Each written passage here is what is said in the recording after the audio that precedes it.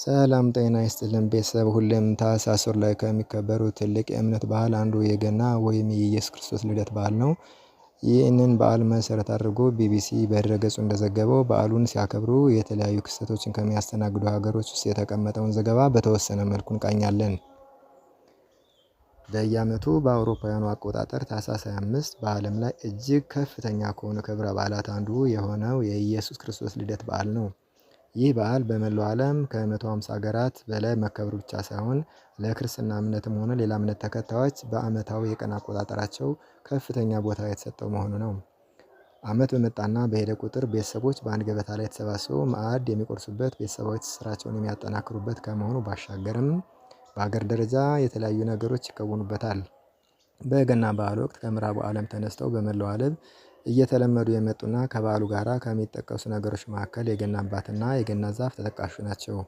ይህ በምዕራባውያን ዘንድ እጅጉን የተለመደ ሲሆን መንገዶች በመብራት በገና ዛፍና በገና አባት ትርኢቶች ይደምቃሉ። የገበያ አዳራሾች፣ አውደ ርዕዮች እንዲሁም የመንግስትና የግል ተቋማት የገና ዛፍና አስውበውና አስጊጠው ያስቀምጣሉ። የገና አከባበር በኖርዌይ በለንደን ትራፍላጋን አደባባይ በታኅሳስ ወር በየዓመቱ ትልቅ የገና ዛፍ ተውቦ ይቀመጣል። በብሪታንያ የገና በዓል አከባበር ወቅት ትልቅ ቦታ የሚሰጠው ይህ በዓል ስጦታው የሚበረከተው ከኖርዌይ ነው። የዚህም መነሻ የሆነው በሁለተኛው ዓለም አቀፍ ጦርነት ወቅት ብሪታንያ ለኖርዌይ መንግስትና ለንጉሱ ጠንካራ አጋር ስለነበረች ነው።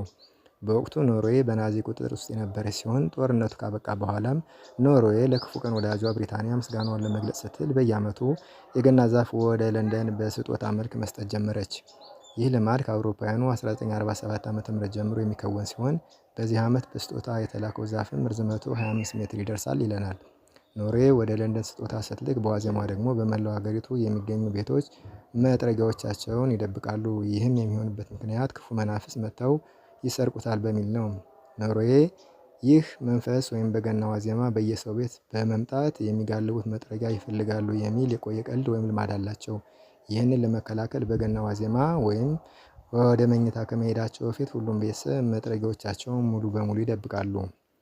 የገና አከባበር በአይስላንዳውያን አይስላንድ መጽሐፍት አሳታሚዎች በገና ሰሞን አዳዲስ መጽሐፍትን ለገበያ ያቀርባሉ። ይህ የገና መጽሐፍት የገና ጎርፍ የሚሰኝ ሲሆን ባህሉ የጀመረው በሁለተኛው ዓለም አቀፍ ጦርነት ወቅት እንደሆነ ይታወቃል። በዚህ በርካታ ነገሮች ተቆጥበውና ተቆጥረው ሲሰጡ፣ ወረቀት ግን በገፍ ይቀርብ ነበር። ስለዚህ በገና ወቅት ስጦታ ለመስጠት የነበረው ብቸኛ አማራጭ ወረቀት ወይም መጽሐፍ እንደነበር ይነገራል። በአሁኑ ወቅት የአይስላንድ የህትመት ኢንዱስትሪ በእጅጉ የረዳውና ይህ ባህል ሲሆን በገና ዋዜማ ቤተሰቦች ተሰባስበው ስጦታ እየተለዋወጡ ምግቦችን እየበሉ ከዚያም ምሽቱን ሻማ ለኩሰው መጽሐፍትን በማንበብ ያሳልፋሉ። ምናልባትም ቸኮሌት እና የሚጠጡ መጠጦች ቢኖሩም መጽሐፍት ግን የማይቀር ስጦታ ነው። የገና በዓል በቀቢጥ ጃፓናውያን በርካታ ክርስቲያን ያልሆኑ ሰዎች ባሉባት ጃፓን ገና በተለያየ መንገድ ይከበራል። ገና ከቤተሰብ ጋር ሰብሰብ ብሎ ከማክበር ይልቅ የገና ዋዜማ ጥንዶች ወጣ ብለው በማክበር ይታወቃል። በገና መብራት የሚያደምቁ የጃፓን ጎዳናዎች፣ ምግብ ቤቶች እንዲሁም የሆቴል የተለያየ መስተንግዶ አዘጋጆች ደንበኞቻቸውን በተለየ መስተንግዶ ይጠብቃሉ። ምግብም ቢሆን ከሌሎች ሀገራት በተለየ መልኩ ያን ጊዜ ጃፓን ውስጥ ይዘጋጃል። ጣፋጭ ምግቦች ቅድሚያ ይሰጣቸዋል። በብሪታንያ በገና ምሽት የተወዳጅ ምሽት ከሆኑ ምግቦች መካከል ተርኪ ወይም የተባለው የዶሮ ዝርያ ቀዳሚ ሲሆን በገና ምሽትም በሀገሪቱ የተለያዩ አካባቢዎች የሚኖሩ ሰዎች ተርኪን ማብሰልና መመገብ ያዘወትራሉ። በጃፓንም በገና በዓል ወቅት የተጠበሰ ዶሮ ተወዳጅ ሲሆን 3.6 ሚሊዮን ቤተሰቦች ይህንን ለመመገብ ወደ ሬስቶራንቶች ያቀናሉ። ይህ የተጠበሰ ዶሮ የሚሸጠው ወይም የሚያቀርበው ድርጅት በ1970ዎቹ ከሰራው የገበያ ማስታወቂያ ወዲህ ጃፓናውያን ከሳምንት አስቀድሞ ምግባቸውን ያዛሉ። በዚህ የተነሳ ከተለመደው የገበያ ቀን በ10 እጥፍ በላቀ ሁኔታ የገና ዕለት ምግብ ቤቶች በደንበኞች ይጨናነቃሉ።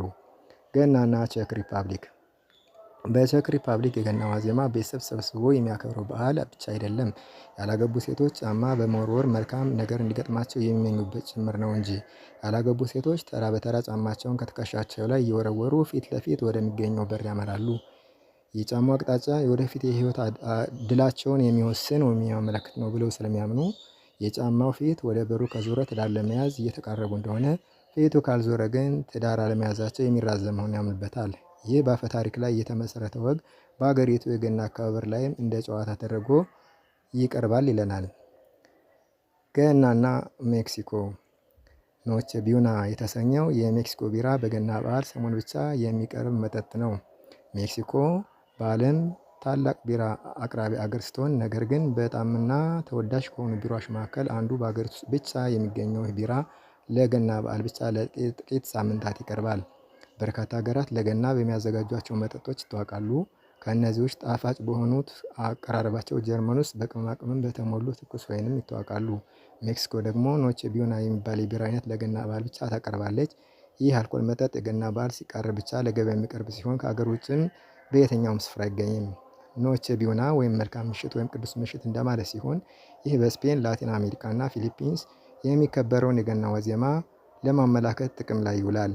በኖቼ ቢዩና ወይም በገና ዋዜማ ምሽት ቤተሰብ ተሰብስቦ የተዘጋጀውን ልዩ ምግብ በጋራ የሚቋደስ ሲሆን ሙዚቃና ዳንስም የትርኢቱ አካል ናቸው። ኖቼ ቢዩና የተሰኘው ቢራ በሜክሲኮ ብቻ የሚገኝ ሲሆን ገበያ ላይ የሚውለውም ገና በዓል ሲቃረብ ብቻ እንጂ ከዛ በፊትም ሆነ በኋላ አይገኝም ይለናል። የገና ዝማሬና በህዋ ላይ ያላቸው ትስስር ፈረንጆቹ ለገና ደጋግመው ከሚሰሙት ሙዚቃ መካከል ጀንግል ቢል የተሰኘው ዝማሬ ቀዳሚና ተወዳጁ ነው።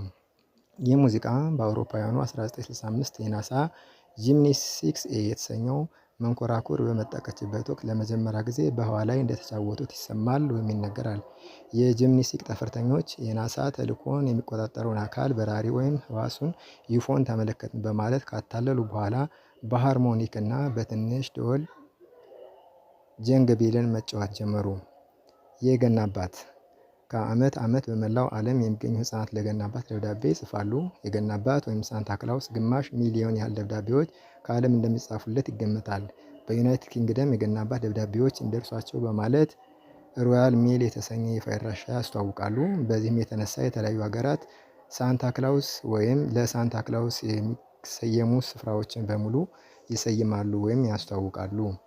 የገና አከባበር በአውስትራሊያውያን የገና ቀን በአውስትራሊያ በፀሐይ ብርሃን የደመቀ በምግብ የተሞላና በቤተሰብ የታጀበ ነው። ከዚህ ተጨማሪ ትንንሽ ቢራና ክሪኬት መጫወት የቤተሰቡ አንድ የትርኢት አካል ናቸው።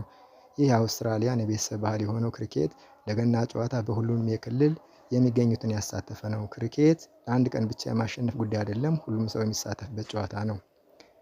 የቤቱ 5 ዓመት ልጅ ኳሱን ሲመታ ቢሳሳት ሁሉም እንዳላዩ በማለፍ ዳግመኛ እድል ይሰጡታል። የጨዋታ ደንቦችም ከቤተሰብ ይለያያሉ።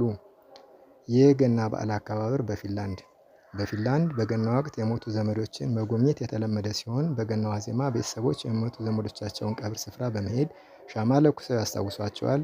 ዚስ ኢዝ ፊንላንድ የተሰኘው ድረገጽም ይህንን ይዘግባል።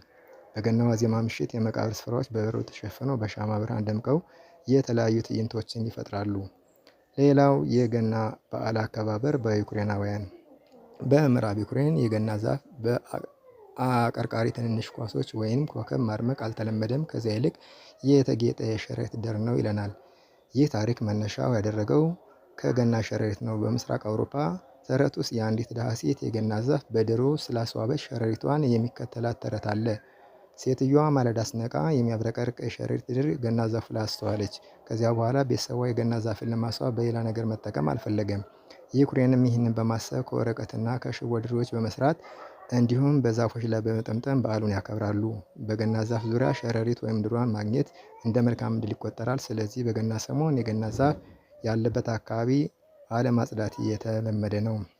የገና በዓልና የፊልም ትስስር በገና ሰሞን በብዛት ፊልም አፍቃሪያን ዘንድ የታየውና ከፍተኛ ገቢ ያስገኘው ፊልም ዘ ግሪች ወይም በ2018 የታየው ነው። ይህ ፊልም በመላው ዓለም ህዳር 2018 ከታህሳስ 2020 ድረስ ለእይታ በቃበት ጊዜ ውስጥ 379 ሚሊዮን ፓውንድ አስገብቷል።